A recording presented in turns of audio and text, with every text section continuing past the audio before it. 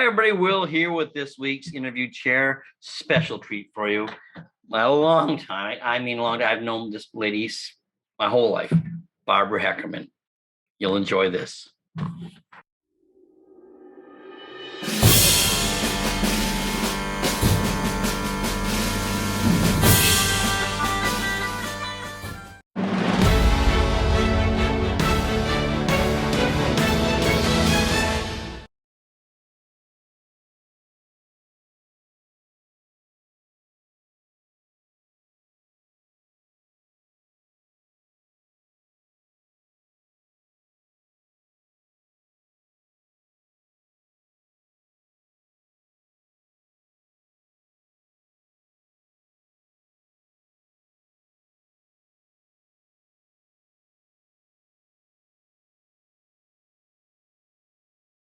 Hi, everybody. Will here with this week's interview chair. This week we have my lifelong friend I've known since I was a little boy, Barbara Heckerman. How are you, Barbara? I'm fine, Will. My first English cocker that I fell in love with was yours. Do you remember that? Well, there you go. I've been lucky in the breed. I've had a lot of nice ones. Yeah, Trumpet's Friday's child. Yep, Timmy. Yep. Yeah, he was a nice little cocker. Yeah, very typey. I fell in love with him when I was a little boy, and that's made me want to get English cockers. Yeah. Well, you went to a good source with Ann Eldridge. Yeah, sure will. A lot of fun, that's for sure. Yeah. All right. So you're well? Well, getting there. I've had kind of a rough spate the last 2 years, health-wise, but okay, I didn't know that. I'm somewhat mobile. Well, me and my walker, we go everywhere. Well, I know. I saw I saw a picture of the English cocker specials this weekend in Michigan. So, yeah, I knew you were here somewhere, hanging out on the fringe. I said, "Thank God for Facebook. I can keep track of all my friends." There you go. All right. First question. Yes. Tell me how you got started in this sport of dogs. Well, my mother wanted poodles, and so we had a few, not any terribly good ones, learned the hard way. What year was this? How old were you, Barbara? Oh, I don't know. Approximately. I don't know. I was probably 14 or 15. All right. That's close enough. Okay. Yeah. Since I'm now 70, that goes back a while. A long while. But anyway, then she sort of got disenchanted with poodles, and all the fault are all involved in people selling mediocre dogs as show dogs. So she moved on to an interest in Dobermans, and we got our first dogs from Pat and Judy Denier, Toledo's here in town. Yeah. And then that got to be a bit much size-wise for us to deal with. So she went down to Min Pins, and that was the first breed that I showed and finished and got a group on. So I was hooked. Now, how old were you when you first started showing dogs in? Probably 1964 or 63. Okay. Long time. All right. So where did we go from there? Well, I got intrigued showing the Min Pin with other breeds in the toy group, and I really was attracted to Silky Terriers. Unfortunately, the ones that were around our area had very sharp temperaments, shall we say. They were cute little dogs, but when the owner handler, who was a professional, would bend over to try and pick one up, they'd come up the lead snapping at him. Yikes. Not the best promotion for them. No. And then at a show up in Michigan, I, as usual, went over to watch them because there was a few entered. And Lou DeRoster from Bell River, Ontario was there with his Bonine Zarunda Chieftain, his son, Gabby, and a little bitch. And he says, "Can you help me?" And I said, "Well, one question. Do yours bite?" At which point he looked at me askance, took me over to his car, and put two of them in my arms and proceeded to wash my face. I said, "I want one." I really liked the breed. And that began a good long friendship and co-breeding and learning. Mm-hmm. So. Yeah, a lot more than that, Barbara. We used to have all the cockers and all the showing. And oh, I know. Well, as I sort of got older and started showing more, I had cocker friends that asked me to show for them, Jess and Carolyn Pfeiffer down in Leesburg, Virginia. They were the Tuppence people. Yep. And I special Tuppence Friday's child for them, the little blue dog that you like. And that was about 1976, 77, right? Okay, so it was a while after I got started with the Silkies. But I had Marksman, my blue roan English cocker, Soho Marksman of Windcrest, which I co-bred from a litter with Lynn Clark, which was Soho Kennels down in Virginia. And he was my pick puppy out of the litter. And we had Jean Glasson, who was Maple Lawn Kennels, evaluate the litter for Lynn. And she hated him. I thought, well, I like him. So she picked out 2 puppies to go to Lynn, a really pretty little black and white bitch, and a big, ugly, sloppy blue roan dog that's eyes sort of bled at you when you looked at him. Oh, yeah. But he was sound and big. And I thought, yeah, so. And so when Lynn got him, she says, what is this? And I said, well, it was Jean's choice. So she wouldn't have been mine. And she saw pictures of the rest of the 4 that I had left in the litter. And she says, what about that light blue dog? I said, well, he was my pick. She says, can you keep my name on him?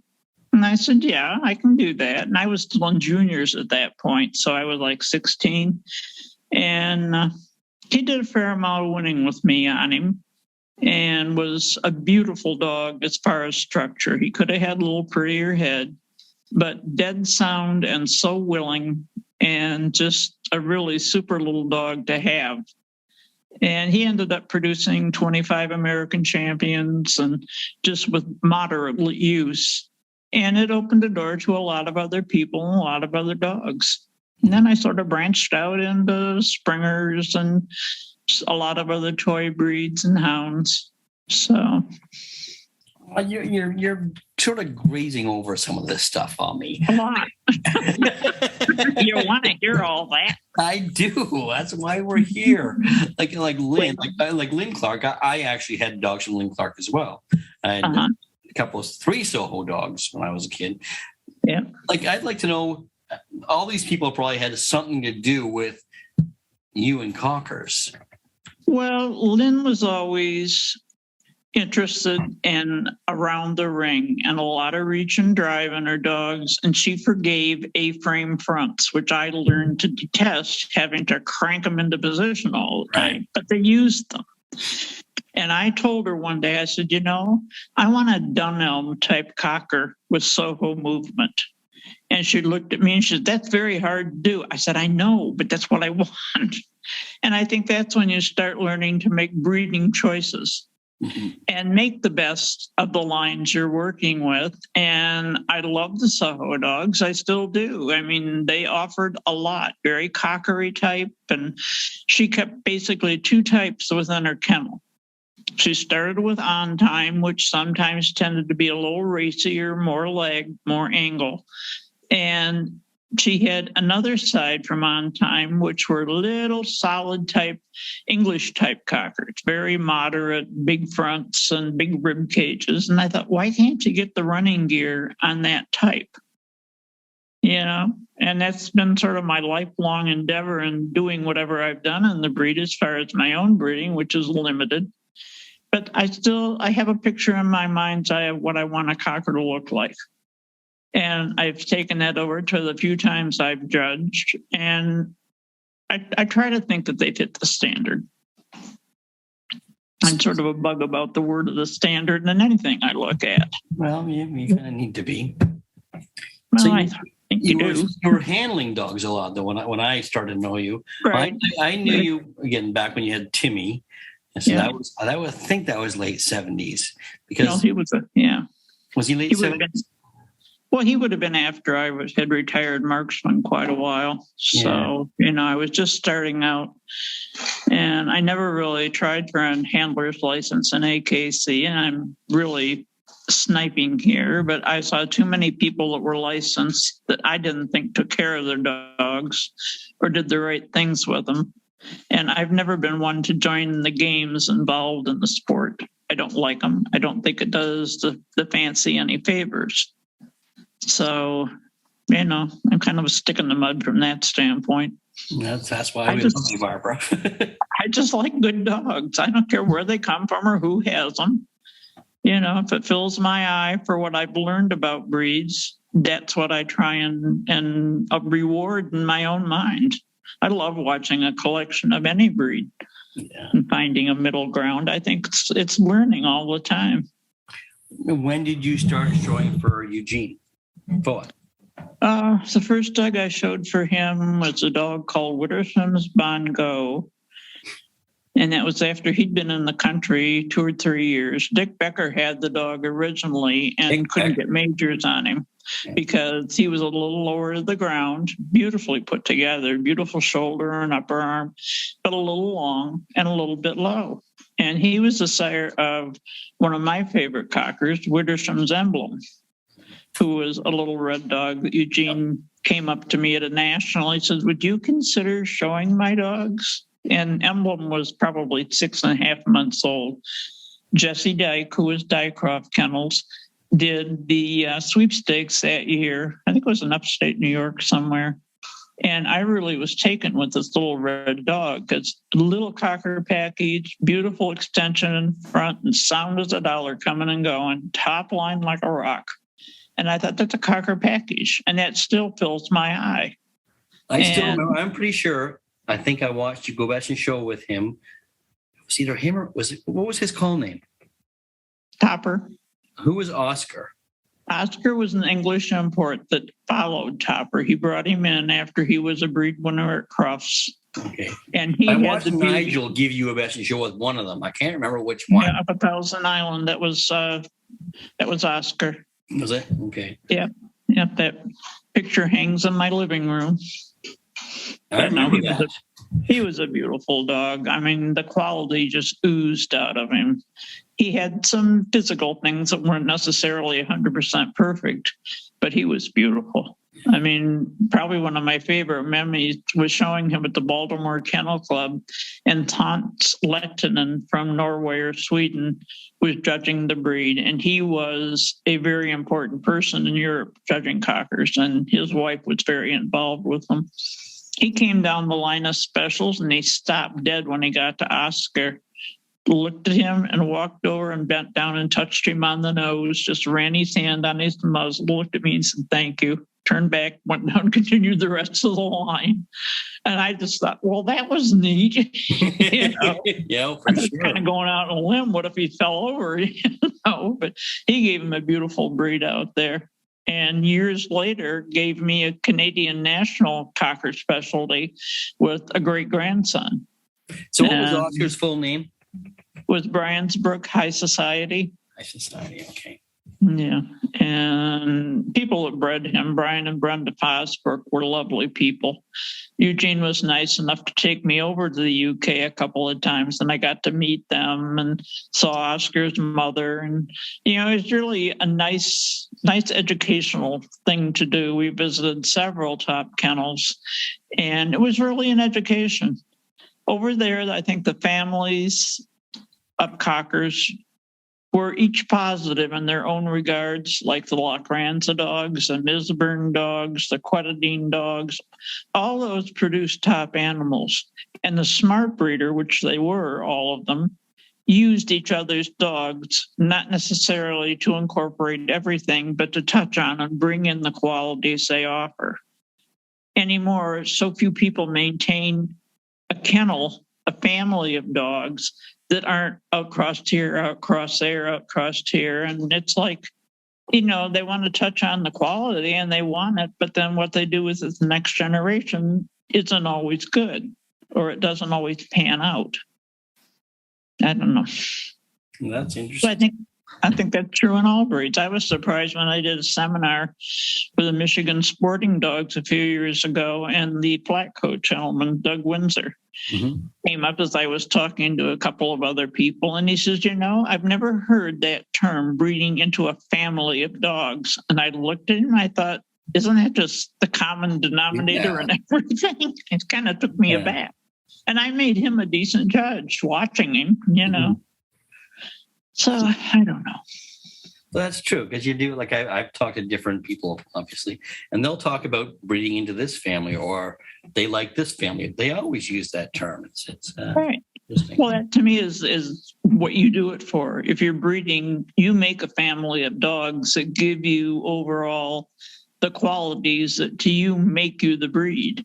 There's always a front you could fix, or an angle of shoulder, or maybe a stronger thigh muscle or something. And if you can go to a family that has maintained that in their base stock, so you can feel comfortable of hopefully picking up those characteristics you're going out to and bring it back into your own family. And sometimes it takes a couple generations to make it all come together. True. Or more. Yeah. So you how long did you show for Eugene for? Eugene Forever. Forever. I have a very bad time frame reference on things. I specialed several dogs for him. The last one I had, not that I didn't campaign because I ended up pulling my glute muscles in both legs, was an English dog, Quetadine Copperglow, who was the top cocker in England for several years. And his breeder was a lovely lady. And she agreed to lease him to Eugene because he wanted to use him, but he also wanted to show him in this country for what he felt was a really good cocker. I don't think I've ever seen that dog. It was a brief career because I hurt myself showing him and I couldn't show him anymore. Yeah. He went best of opposite a national under Sandy Olson with Cindy Hassler showing him. Okay, Cindy. Yes. And then he went back, after his time was done here, but he was a beautiful dog. Very cockery, big ribs, pretty head. So did you stop showing dogs at that point professionally? Pretty much, yeah. I mean, I showed lightly a few years after that, but I just got to the point where my motor skills were deteriorating and I couldn't run. So, I had both my knees done, and my surgeon said, "What do you want to get out of this?" I said, "I want to be able to walk at least and show my silkies. I have no illusions of sailing around rings anymore." And he says, "Well, you'll be able to do that." I said, "Okay." And I went after that, and I thought, my cane isn't working anymore, so now I have a walker. And I thought, there's obviously no way I'm going to get back in the ring and do this. I judged the Cocker National in the States in 2015, I think, and that was wonderful. Yeah. I quite enjoyed doing that. That was a nice entry and some lovely dogs, and I was quite happy with that. Did you have aspirations to judge? Long, involved story. That's okay. When I started, I decided that when I was not able to show, and I gathered all my stuff to fill out for AKC and all the dogs I'd finished and all the dogs I'd bred. And I sent myself into such a fit of depression because I thought, these dogs, most of them are dead. And so were my clients. And I thought, I don't care. I can't do this. I can't keep going on this. And it really hit me. Yeah. Yeah. It didn't stop the interest. And then with all the hoops that the AKC was putting on potential judges and the political scene that was involved in that, I thought, I have never liked a brown nose. I will not go through the right hoops. I will not go to the right cocktail parties. That's not me. I just love the dogs. Mm-hmm. And I like good ones. So I don't need to judge. That's such a shame because we've lost out on so many potential great judges because of those hoops and the time involved, and it's not getting better. I mean, the more people I talk to, the more people are soured on the whole thing, and that's sad. That is sad. It's taken the joy out of doing it. I still love the specialties. The last few years, the last dogs that I showed for Eugene, or anybody else for that matter, if it was what I felt a really good quality animal, I didn't show it week in, week out to finish it. I saved it for specialties. And there we were lucky enough to show to breeder judges. And that's the list we usually came up with as a parent club. And those are opinions that I value. Mm-hmm. And they did well. So So it's disheartening because I was talking to a friend, a mutual friend of ours, but I won't say their name because I don't want to get them in any kind of hot water. I'll But go ahead. no, but they were talking about applying to judging, and I think they already had some breeds, and they applied, and the kennel club said, well, they needed more. And they said, well, I've given you 50 years. What more do you want? Exactly. Exactly. Yeah. They treat everybody the same. And not that I think it should be a special award or a gift, because there's a lot of people that have been involved a long time that are kind of clueless, and they're nice people. I said, I always had two lists. I had a dinner list made up of judges that I would like having dinner with and enjoy them. But would I send them to buy a dog for me? No. Right. Yeah. I remember being in a show one time, and that goes through my head of the panel of judges. Which one of these would you choose to buy a dog for you? And I came up with the ring steward, which was Scott McNair. There you go, Scotty. You do a good job. Yeah, he'd buy me a good dog. No, and I thoroughly enjoyed my time in Canada when I was living up there and working for Dick Mean. He had some beautiful dogs. Yes, we have to talk about that. That's good. I'm glad you brought that up. You're right over it, didn't I? Yeah. Some of my best friends that I made were up in Canada, and I still feel that way. They're family. Well, that's how I got to know you. I got to know you through the talkers.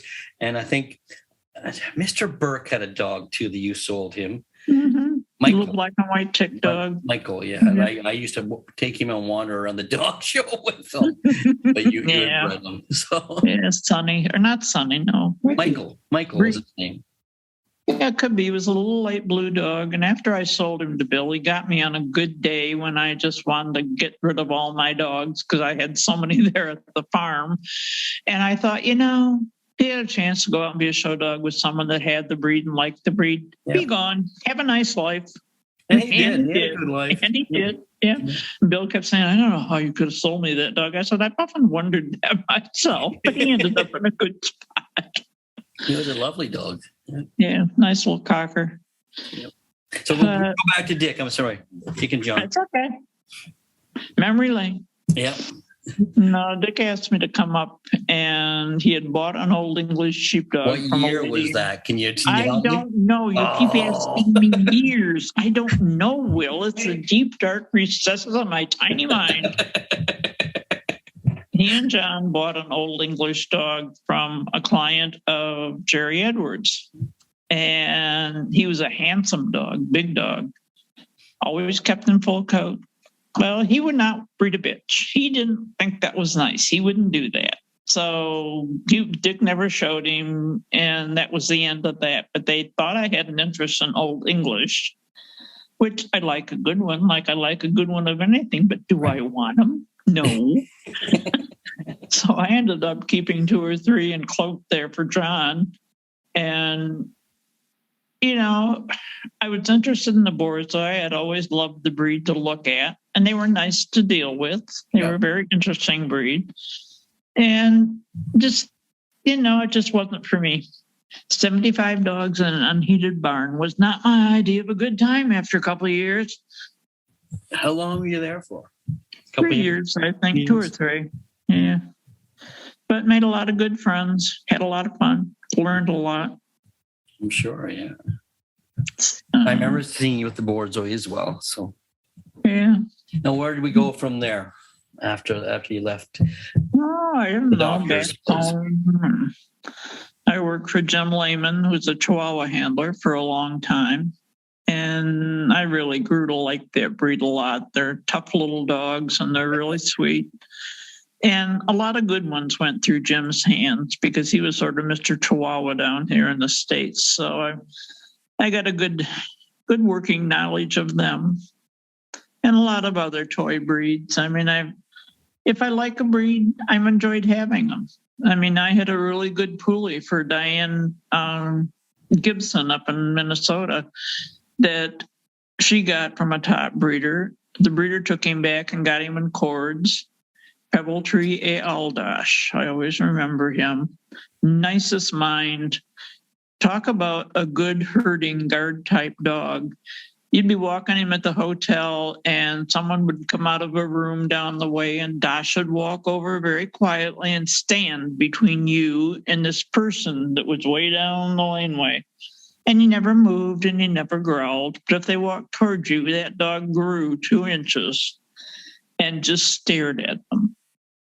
And I had a friend named Nancy McGarvey, who you probably knew, Yes, that had of course. Irish setters. She's an old dear And friend. poolies. She had poolies. Yeah. Yeah, well, she went and managed a Poolie kennel out in California her last few years.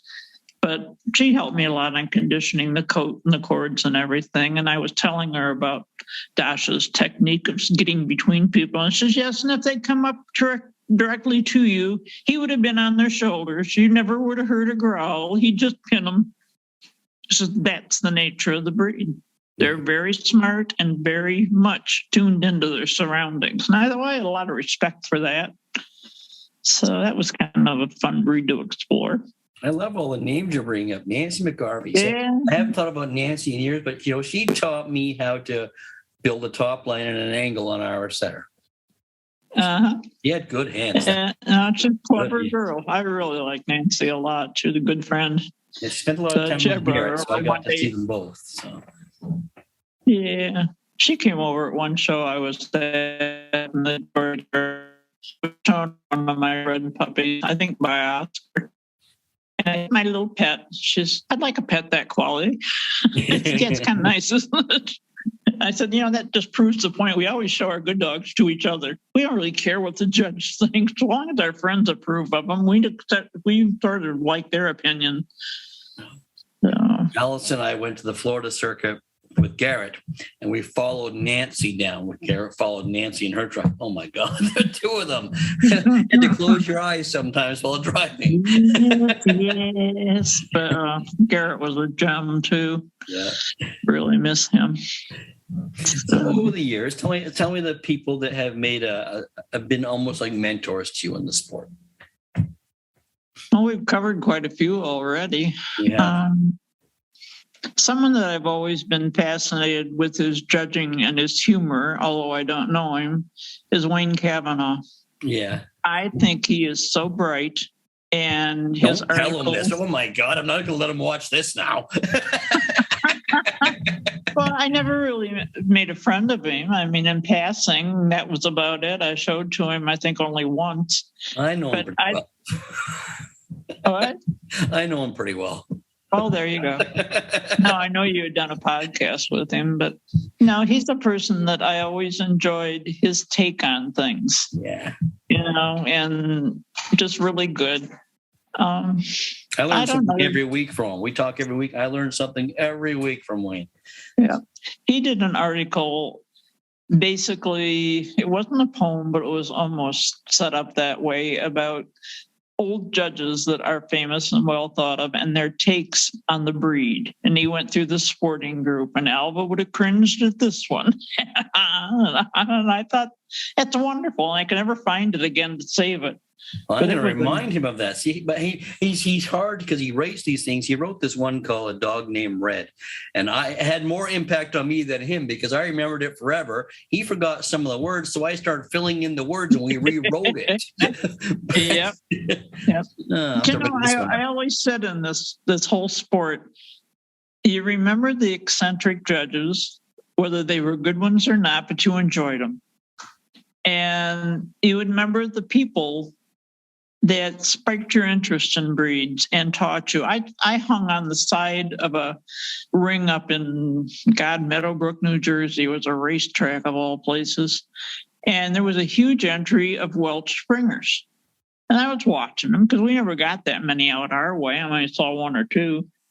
And I'd read the standard, and I was standing and watching, and Laddie Carswell came over, Candy's father. He says, what are you doing watching these? And I said, trying to learn. Well, he gave me a tutorial on Welch's that still sticks in my mind. And those to me are the gems of it. Sitting ringside at Warrenton, Virginia with Bobby Braithwaite, and he's talking about cockers, and he launches into a tirade about having this liver-roan dog that he had at Mrs. Dodge's, and he took him up to the handler because he worked in the kennels there. That's that long ago. and showed him to him. And he said, well, I'll take him out. And he said, he butchered its coat. All my hand stripping, he cut it off. He butchered it. I went to Mrs. Dodge and I said, you give that fool another one of my dogs and I quit. Okay. Do we know who it was? No, Okay. I have no idea. I'm not naming names, but I just thought he was so put off by the way the man butchered the coat. Yeah.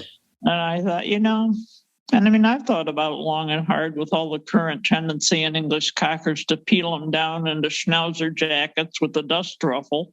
I don't like that. I mean, I know how to do it, but I won't.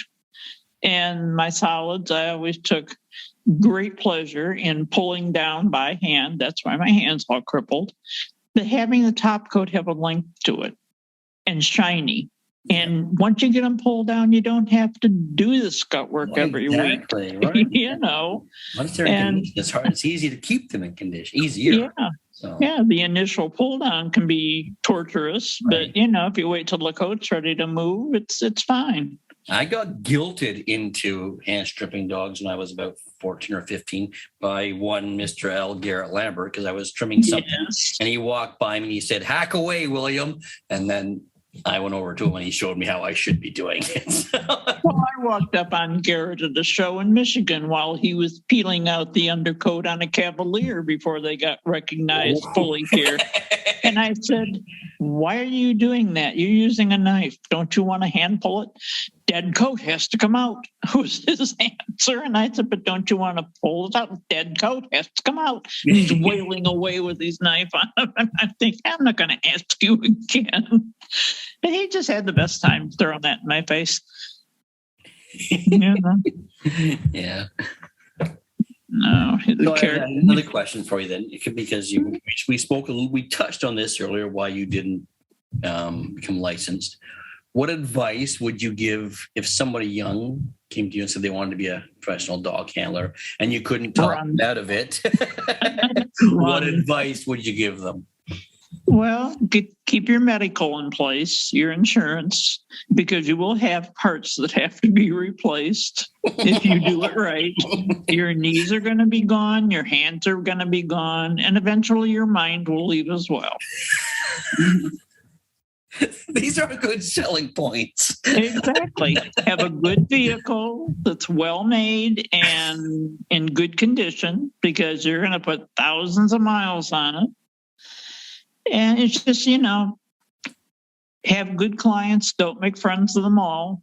Keep it business in a lot of cases, but make friends of the ones that you'll treasure for the rest of your life. And that's good.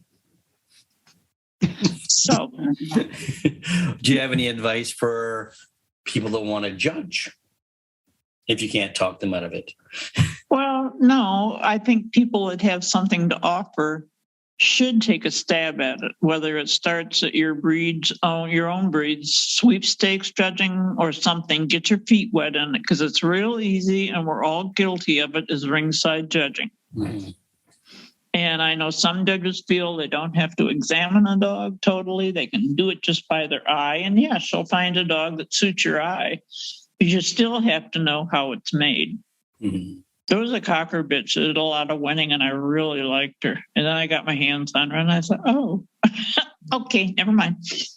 And just move along. And you just sort of put that in your card file, which is what I call, whatever's left of my mind. And I try and log in what I've seen and what I've felt. And it's interesting, I put up for winner's dog at the American National, kind of a plain red and white dog that had a beautiful play of shoulder and upper arm with a big prowy front piece and depth of body with proper flattening for his elbows. And just going over him, he was textbook. He wasn't fancy. He wasn't stylish particularly. Two of my least favorite words in cockers. You can have style by an arch of a neck and a carriage. It doesn't have to be exaggerated. Right. I'm losing your folk. Yeah, there we go. Okay, thank you. Okay, I'm sorry. I'm talking and tipping my phone. I'm not used to doing this. From that TV show, I could say. Well, that's okay. The best way. I always wanted to fence to peer over. No, I think that when you get an animal like that, if you're basing your own involvement in breeding, you find basics. And once they start being distorted through all the caricature breeding and the fruit salad pedigrees and that, and you're trying to find dogs you feel would be worthy of putting into a gene pool, you reward them. And unfortunately, I think in judging, you have today entries that don't ever come close to that. Yeah. They're not bad dogs, but they're not really positive in their virtues. They're just sort of like bits and pieces. And if you can do it as a judge and be diplomatic and not hurt people's feelings when you tell them their child is ugly, it's a hard thing to do, but you have to master it. Mm-hmm. We were sitting ringside up at the Heart of Michigan Specialty, and a woman came up to Marissa Clark, who had judged the first day's specialty. And this woman went on, and what didn't you like about my dog? I thought, oh, here we go. And she nicely told her, well, I obviously like the other one better. She said, but I can't remember why I made that decision. I just did on the time I had in the ring with it. Well, the woman wouldn't let it go. And she's on and on. And then she embarked on her other breed when she found out that Marissa was licensed for working dogs, and just sort of beat on her. It was like, God, woman. It's just not done. And I think as a judge, you have to be prepared for that kind of mentality that's brought to you. And that's sad because no one really wants to learn. They want to teach you why their dog was better. Well, you paid for my opinion. My opinion was the other one stood in front of yours, Doesn't mean yours was awful or I wouldn't like it on another day, but today the other one was better. You have to have courage of your convictions when you judge. And if you don't do it. That's right. And you keep learning as you go on. I mean, you talk to people on the breed. And as I say, I've always been a dog junkie.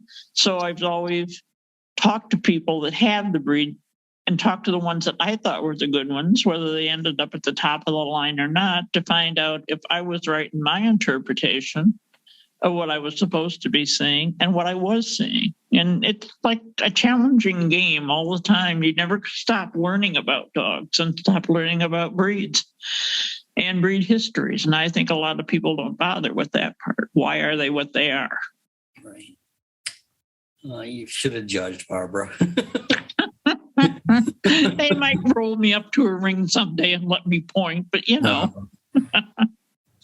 No, I love dogs, and I love good ones. I love some of the heads on the beagles that you've shown, those faces and the packaging and top lines and just their ease of going. And I think you like that too, or you wouldn't have them. You wouldn't be showing those. It's amazing when I think about all the people that influenced me, and you are one of those people. You had that part of my beginning where I would see you all the time, and I always went to watch you. I always went to watch you show dogs. So. Well, I'm going to say something to you which will probably hurt your feelings, but one of my fondest memories of you is Alan Chambers and I went up to Sault Ste. Marie for shows decades ago. It's when you were a child. And sorry, I dropped it. My hand's getting numb. As we were driving back all those long hours, we're sort of noticing the countryside and whatnot. And he made some comment, and what I heard was William's growing. I said, yeah, he's gotten taller. And he says, what are you talking about? I said, Will Alexander. He says, I'm talking about the trilliums growing over there by that tree. They're really coming up. Well, mind shift. We've laughed about that. Trilliums are growing. I've loved you forever, Will. You're just part of that. That's hilarious. Well. Okay, one more question. Yes. If you were to meet the 20-year-old Barbara right now, is there any advice you'd give Barbara? Go back to school and do something that you could make a living at and enjoy this in perspective. Because if you make it your whole life and suddenly you can't do it anymore, it's pretty devastating. Yeah. You know? And I'll never stop loving good dogs or going and watching them and putting my hands on them. That's just me. I got a new silky puppy this year, even though Jan says, we don't need another dog. We're downsizing. I want to move to Florida. And I felt so much. I could hear that in her voice when you said that. Yeah. I can hear it in my voice, really? Never mind. But my silkies have dwindled into ancient and on their way out probably the last 10 years. I had a 17-year-old, a 16-year-old, a 14-year-old, and a 12-year-old, and they've been dying off.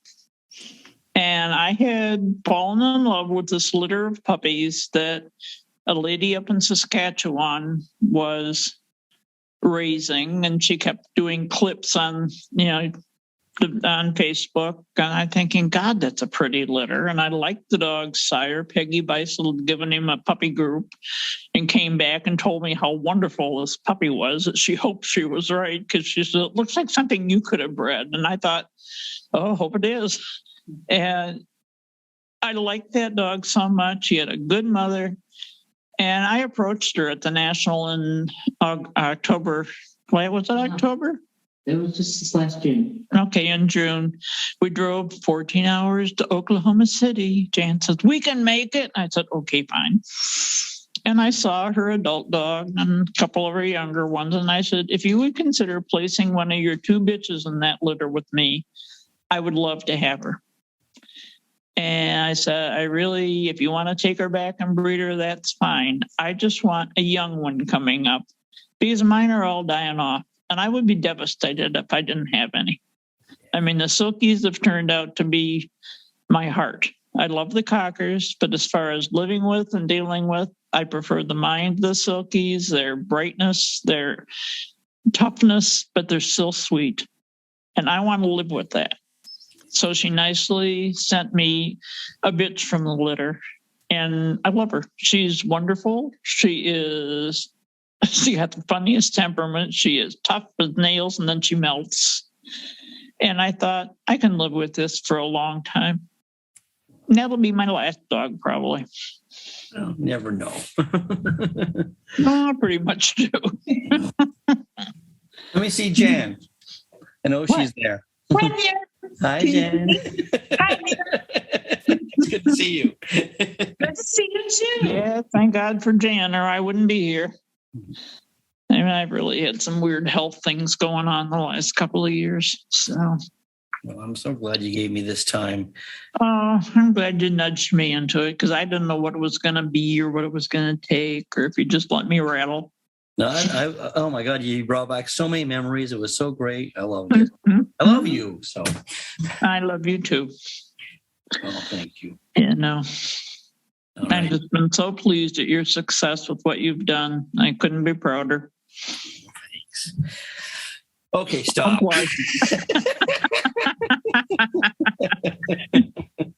I still got such a healthy glow all of a sudden. All right. Well, let's get back to Jan and what you guys were doing. And thank you so much for doing this for me. Well, you're more than welcome. Told you. Thanks, Barbara. It was so good seeing you and hearing all those stories. So many memories came flooding back. If you like what you're seeing here, make sure you press the like, share, and subscribe button. If you want to find out what's happening in Will's World, go to willalexander.net. Any messages, send to dogshowtips@gmail.com. Take care, guys. Till next time.